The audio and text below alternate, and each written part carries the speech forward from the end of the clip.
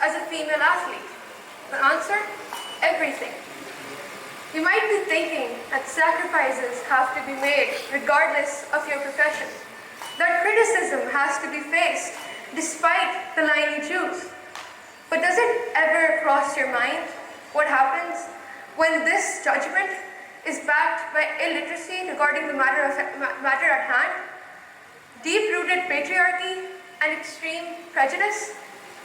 Ladies and gentlemen, for the next few minutes, you will be viewing the world through the eyes of a female athlete in Pakistan.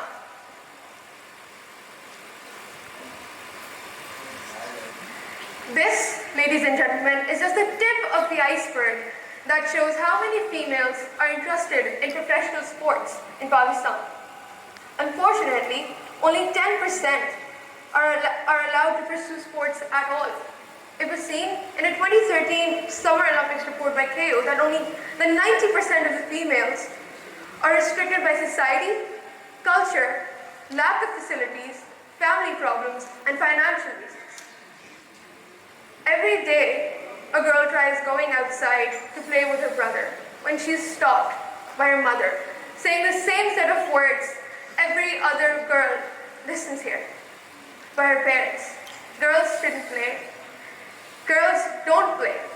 Nobody likes girls who play. You'll be an anomaly your entire life. But they don't listen. They disregard these loud noises and try following their passions. But from the overwhelming fear of injuries, because we don't have the equipment to treat this right now, or the what will people say when it comes to the inevitable, marriage, to the constant demotivation, gender bias, and subsequent criticism, Pakistani female athletes never catch a break. It's true that in the 21st century, we expect something better. We expect that where the world takes a step forward every day, we take 5 back every hour. Ladies and gentlemen, a recent small-scale study allowed me to take a much deeper look into this concealed part of the world of sports. Mostly, with 5 to 6 year experiences as an active player, Pakistani female athletes face countless mental, physical, and social challenges that follow them throughout their years, like a bloodhound tracking down a stag. It was seen that 27.3% of the players either did or have been considering dropping out due to crushing societal pressures. While this may seem like the only grounds for them to quit, crippling institutions, under dishonesty and mismanagement, stand only second in the long list of reasons that push these aspiring athletes to abandon their dreams. Society tells them that they don't belong, that the other gender is better at it than them, that no matter what they do, they will never be good enough. This not only affects their mental health, but also their physical well-being. They're known to spiral into self-doubt and dieting because apparently that is not how a sports person looks like. This affects their bodies, they lose energy, and consequently, their performance becomes subpar. Lack of facilities prevents them from reaching that level of strenuosity required from them. This brings them lower in the charts when the monthly or annual reports from their respective international bodies come along. On and on the cycle goes until one of them breaks and discontinues training, hoping that no one else has to go through what she did, but knowing that someone probably will because there's nothing she can do about it. As selection complications continue, their bodies naturally age and weary, thus further limiting their chances of getting into the team. This pressure from the governing body is backed by the ongoing pressure from society, which poses an additional impediment in their professional careers. But they don't stop, they don't give up, they don't lose hope. They continue dreaming, working hard, going that extra mile. In 2020, FIFA banned Pakistan after the governing body of the country had a hostile takeover. Trainings were stopped, matches were discontinued, tournaments were cancelled. Since 2020, we have had no news of our national women's hockey team. They didn't even qualify for the 2022 Commonwealth Games. Our women's hockey team, for our national sport, didn't even qualify.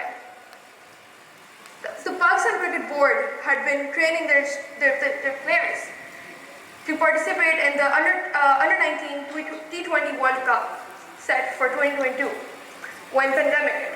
Sure, this was the case all over the world as training stopped and everyone was forced to train remotely in their homes. It's true, this condition continued throughout the world. However, our girls were seen in a much more negative light. But this, again, didn't stop their dreams. They persevered.